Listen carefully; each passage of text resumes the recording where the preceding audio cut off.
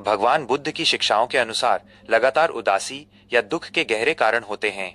अगर कोई उनसे पूछता कि मैं हमेशा उदास क्यों रहता हूं, तो उनके दर्शन फिलॉसफी के हिसाब से इसके ये प्रमुख कारण और समाधान हो सकते हैं। 1.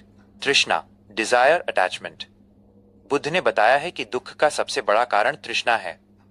हम अक्सर इसलिए उदास होते हैं क्योंकि हम उन चीजों को पकड़कर रखना चाहते हैं जो बदल रही हैं। अनिका, हम वैसा चाहते हैं जैसा हमारे हिसाब से होना चाहिए, ना कि वैसा जो असल में है। बुद्ध का सुझाव, स्वीकार करें कि बदलाव ही जीवन का नियम है। 2. अतीत और भविष्य में जीना। उदासी अक्सर तब आती है जब हमारा मन या तो बीते हुए कल पास्ट की गलतियों और दुखों में फंसा होता है या आने वाले कल फ्यूचर की चिंता में। बुद्ध का सुझाव, साथी, माइंडफुलनेस का अभ्यास करें। सिर्फ वर्तमान प्रेजेंट मोमेंट में रहे, क्योंकि दुख वही खत्म होता है जहां जागरूकता शुरू होती है। 3. अविद्या, इग्नोरेंस। हम खुद को और इस दुनिया को सही ढंग से नहीं समझते। हम बहरी चीजों, पैसा, लोग, तारीफ में खुशी ढूंढते हैं जो कि अस्थाई, टेम्पररी हैं। जब वो चीजें चली जाती हैं तो हम उदास हो जाते हैं। बुद्ध का सुझाव, खुशी अंदर ढूंढें, बाहर नहीं। 4. मन का स्वभाव।